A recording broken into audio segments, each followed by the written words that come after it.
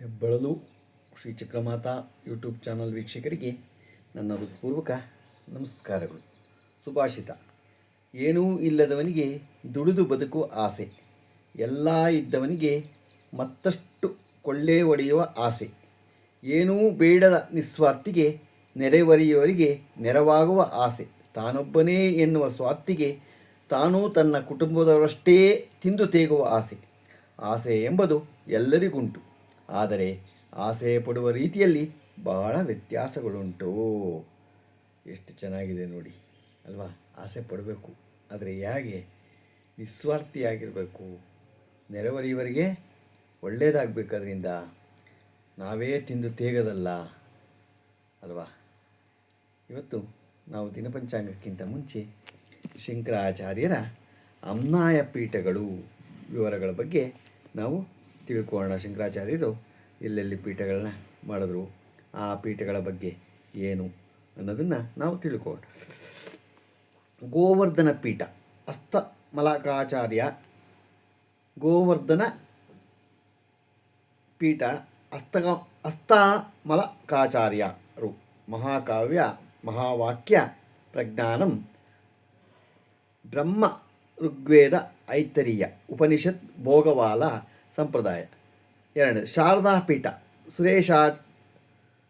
ಸುರೇಶ್ವರಾಚಾರ್ಯರು ಮಹಾವಾಕ್ಯಂ ಅಹಂ ಬ್ರಹ್ಮಾಸ್ಮಿ ಯಜುರ್ವೇದ ಬ್ರಹ್ಮದಾರಣ್ಯಕ ಉಪಭೋರಿವಾಲ ಸಂಪ್ರದಾಯ. ದ್ವಾರಕಾ ಪೀಠ ಪದ್ಮಪಾದಾಚಾರ್ಯರು ಮಹಾವಾಕ್ಯ ತತ್ಸಮಾಸಿ ಸಾಮವೇದ ಛಂದಾಗ್ಯ ಉಪನಿಷತ್ ಕೀಟವಾಲ ಸಂಪ್ರದಾಯ. ಜ್ಯೋತಿರ್ಮಠ ತೋಟಕಾಚಾರ್ಯರು ಮಹಾವಾಕ್ಯ ಆಯಮಾತ್ಮ ಬ್ರಹ್ಮ ಅಥರ್ವೇದ ಮಾಂಡಾಕ್ಯ ಉಪನಂದವಾಲ ಸಂಪ್ರದಾಯ. ದಶನಾಮಿ ಪದ್ಧತಿ. ಶಂಕರಾಚಾರ್ಯರು ಏಕದಂಡಿ ಸಂಪ್ರದಾಯವನ್ನು ಪ್ರಾರಂಭಿಸಿದರು. ಈ ಸಂಪ್ರದಾಯದ ಸನ್ಯಾಸಿಗಳು ತಮ್ಮ ಹೆಸರಿನ ಮುಂದೆ ದಶನಾಮಗಳಲ್ಲಿ ಒಂದನ್ನು ಇಟ್ಟುಕೊಳ್ಳುತ್ತಾರೆ.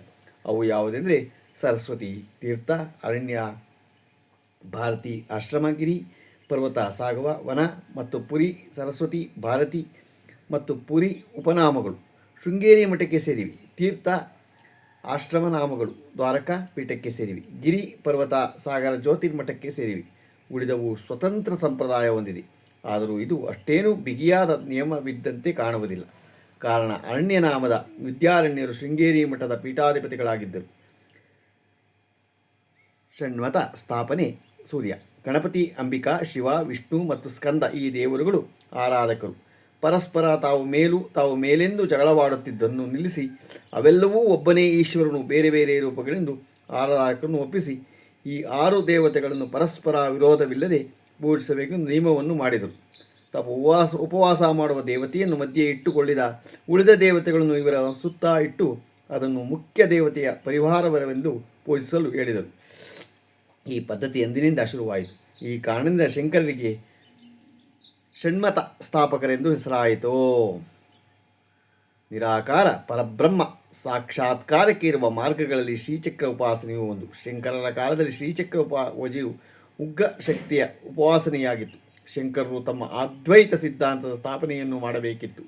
ಅದ್ವೈತ ಸಿದ್ಧಾಂತದ ಸ್ಥಾಪನೆಯು ಹಿನ್ನೆಲೆಯಲ್ಲಿ ನಿರಾಕಾರ ಪರತತ್ವದ ಸ್ಥಾಪನೆ, ಪ್ರತಿಮಾ ಪೂಜೆಗಳಿಂದ ಹೊರತಾದ ಪರಬ್ರಹ್ಮದ ಅರ್ಚನೆಯಾಗಬೇಕಿತ್ತು. ಆದರೆ ಸಾಮಾನ್ಯ ಜನರಿಗೆ ಆಕಾರ ಸಹಿತವಾಗಿರುವ ದೇವದೇವಿಯನ್ನು ಪೂಜಿಸಿಯೇ ರೂಢಿ.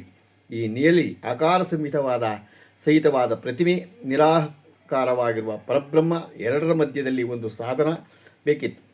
ಅದಕ್ಕಾಗಿ ಶಂಕರರು ಶ್ರೀ ಚಕ್ರವನ್ನು ಆಯ್ಕೆ ಮಾಡಿಕೊಂಡರು. ಆದರೆ ಬಂಡಾಸುರನ ವಧೆಯು ಕಾರಣವಾಗಿ ಉಗ್ರಶಕ್ತಿ ಸೋಪಾನವಾಗಿದ್ದ ಶ್ರೀ ಚಕ್ರವನ್ನು ಯಥಾಸ್ಥಿತಿಯಲ್ಲಿ ಉಪಾಸನೆ ಜನಸಾಮಾನ್ಯರಿಗೆ ಸಾಧ್ಯವಿರಲಿಲ್ಲ. ಶ್ರೀ ಚಕ್ರವಿದ್ದಲ್ಲಿಗೆ ಹೋಗಿ ಶ್ರೀ ಚಕ್ರವನ್ನು ಪರಿಷ್ಕರಿಸಿ ಸಾತ್ವಿಕ ರೂಪವು ಉಗಮಿಸುವಂತೆ ಸಾತ್ವಿಕ ಶ್ರೀಚಕ್ರ ಸ್ಥಾಪನೆ ಮಾಡಬೇಕು. ಅದು ಸಾಧ್ಯವಾದರೆ ಶ್ರೀ ಚಕ್ರಾರ್ಚನೆ ಮೂಲಕ ಪ್ರತಿಮಾ ಪೂಜೆಯನ್ನು ಮೀರಿ ನಿರಾಕಾರ ಪರಬ್ರಹ್ಮದ ಕಡೆಗೆ ಹೋಗುವ ಪಥದಲ್ಲಿ ಒಂದು ಸಾಧನವನ್ನು ಸ್ಥಾಪನೆ ಮಾಡಿದಂತಾಗುತ್ತದೆ. ಉಗ್ರ ಶಕ್ತಿಯ ಶ್ರೀಚಕ್ರಗಳಿದ್ದ ದೇವಾಲಯಗಳ ಪೈಕಿ ಅತಿ ಉಗ್ರ ಶ್ರೀಚಕ್ರ ಹೊಂದಿದ್ದು ಮಧುರೆಯ ಮೀನಾಕ್ಷಿ ದೇವಾಲಯದಲ್ಲಿ. ಶ್ರೀಚಕ್ರವನ್ನು ಸಾತ್ವಿಕ ಪರಿಷ್ಕರಿಸಲು ಶಂಕರಾಚಾರ್ಯರು ಮಧುರೆಯ ಮೀನಾಕ್ಷಿ ದೇವಾಲಯವನ್ನೇ ಆಯ್ಕೆ ಮಾಡಿಕೊಂಡರು. ಸಂಖ್ಯಾಶಾಸ್ತ್ರ, ಅಕ್ಷರಶಾಸ್ತ್ರ ಅನುಗುಣವಾಗಿ ಘೋರ ಮಂತ್ರಗಳನ್ನು ಘೋರ ಅಕ್ಷರ ತೆಗೆದು ತ್ರಿಕೋನವನ್ನು ಸಹಿತ ಸಾತ್ವಿಕ ಅಕ್ಷರಗಳನ್ನು ರಚಿಸಿ ಸಾತ್ವಿಕ ಬೀಜಾಕ್ಷರಗಳ ಅಳವಡಿಕೆಯಿಂದ ಶ್ರೀಚಕ್ರದ ಪರಾಶಕ್ತಿಯ ಚಟುವಟಿಕೆಯನ್ನು ನಿಗ್ರಹಿಸಿದರು. ಸಾತ್ವಿಕ ಶ್ರೀಚಕ್ರ ಸೃಷ್ಟಿಯವರು ಹೀಗೆ. ಶಂಕರಾಚಾರ್ಯರು ಎಲ್ಲ ದೇವದೇವಿಯರ ಮೇಲೂ ಛಂದೋಬದ್ಧವಾದ ಅರ್ಥಗರ್ಭಿತವಾದ ಮನೋಹರವಾದ ಭಕ್ತಿಯಿಂದ ಸ್ತುತಿಸಿದರು. ಇಷ್ಟಾರ್ಥವನ್ನು ಕೈಗೊಳಿಸುವಂತೆ ಅಸಂಖ್ಯ ಸ್ತೋತ್ರಗಳು ರಚಿಸಿದರು. ಏಕಶ್ಲೋಕಿಯಿಂದ ಹಿಡಿದು ದಶಶ್ಲೋಕಿ ಶತಶ್ಲೋಕಿ 580 ಶ್ಲೋಕಗಳಿರುವ ವಿವೇಕ ಚೂಡಾಮಣಿ ಉಪದೇಶ ಸಹಸ್ರಿವರೆಗೂ ಇವರು ರಚನೆಗಳಿವೆ. ಚಿಕ್ಕ ವಯಸ್ಸಿನವರಿಗೆ ಸುಲಭವಾದ ರಚನೆಗಳಿದ್ದರೆ ಪಂಡಿತರಿಗೆ ಅಷ್ಟೇ ಕ್ಲಿಷ್ಟವಾದ ರಚನೆಗಳೂ ಇವೆ. ಶಂಕರ ಅದ್ವೈತ ಸಿದ್ಧಾಂತ ತತ್ವಗಳು ಮೂಲತತ್ವ ಬ್ರಹ್ಮ ಒಂದೇ ಸತ್ಯ. ಜಗತ್ತು ಬ್ರಹ್ಮವೂ ಜ್ಞಾನ ಸ್ವರೂಪವಾಗಿದೆ. ಅದು ಒಂದು ಸಚ್ಚಿದಾನಂದ ಸ್ವರೂಪ, ನಿರಾಕಾರ, ನಿರ್ಗುಣ, ಭೂತ, ಭವಿಷ್ಯತ್, ವರ್ತಮಾನಗಳಲ್ಲಿ ಬಾಧಿತವಾಗಿದೆ. ಇರುವುದು ಬ್ರಹ್ಮವೊಂದೇ. ಮನಸ್ಸು, ಬುದ್ಧಿ, ಅಹಂಕಾರ ಮತ್ತು ಚಿತ್ತದಿಂದ ಆವರಿಸಲ್ಪಟ್ಟ ಮೂಲ ಚೈತನ್ಯವು ಜೀವ ಆ ವಿದ್ಯೆಯಿಂದ ಅಜ್ಞಾನದಿಂದ ಬಿಡುಗಡೆಯಾದರೆ ಜೀವವು ಬ್ರಹ್ಮದಲ್ಲಿ ಲೀನವಾಗುವುದು. ಈ ಜ್ಞಾನವನ್ನು ಪಡೆಯಲು ನಾಲ್ಕು ಸಾಧನಗಳನ್ನು ಅವಶ್ಯಕ. ಅವು ಯಾವುದೆಂದರೆ ನಿತ್ಯಾನಿತ್ಯ ವಿವೇಕ, ಬ್ರಹ್ಮ ಒಂದೇ ಸತ್ಯ, ಉಳಿದವೂ ಅನಿತ್ಯ ಎಂಬ ವಿವೇಕ.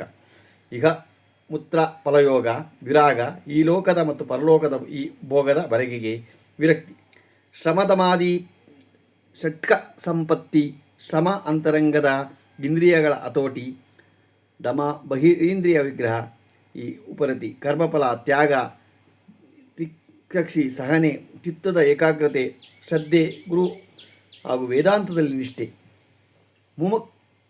ಮುಮುಕ್ಷತ್ವ, ಮೋಕ್ಷ ಬೇಕೆಂಬ ತೀವ್ರ ಆಕ್ಷೇಪ.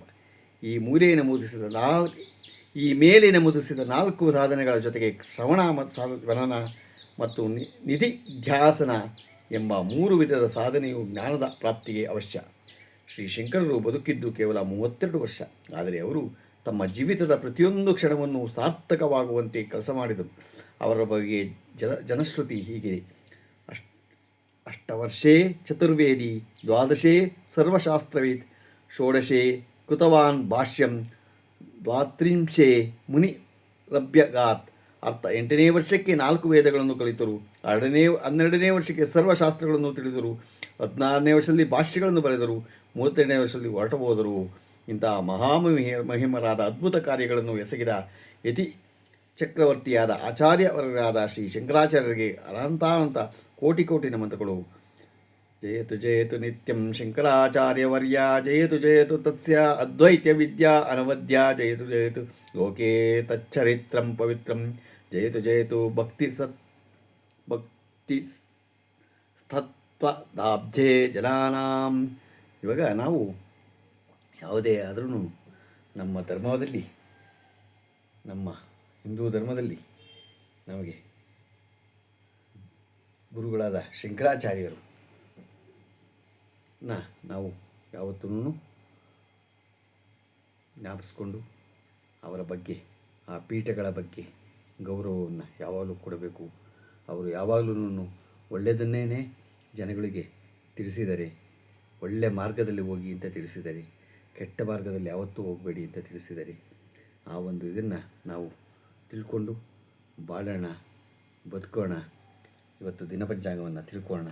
ದಿನಾಂಕ 14/9/2025 ಭಾನುವಾರ, ಶ್ರೀ ವಿಶ್ವಾವಸು ನಾಮ ಸಂವತ್ಸರ, ದಕ್ಷಿಣಾಯನ, ಭಾದ್ರಪದ ಮಾಸ, ವರ್ಷ ಋತು, ಕೃಷ್ಣಪಕ್ಷ, ಸಪ್ತಮಿ ಬೆಳಗ್ಗೆ 8:40, ನಕ್ಷತ್ರ ರೋಹಿಣಿ, ಹಗಲು 1:05, ಮಳೆ ಉತ್ತರಾಭಾದ್ರ 1ನೇ ಪಾದ, ರಾಹುಕಾಲ 4:54 6:25, ಕುಳಿಕಕಾಲ 3:22 4:54, ಯಮಗಂಡ ಕಾಲ 12:29 1:50.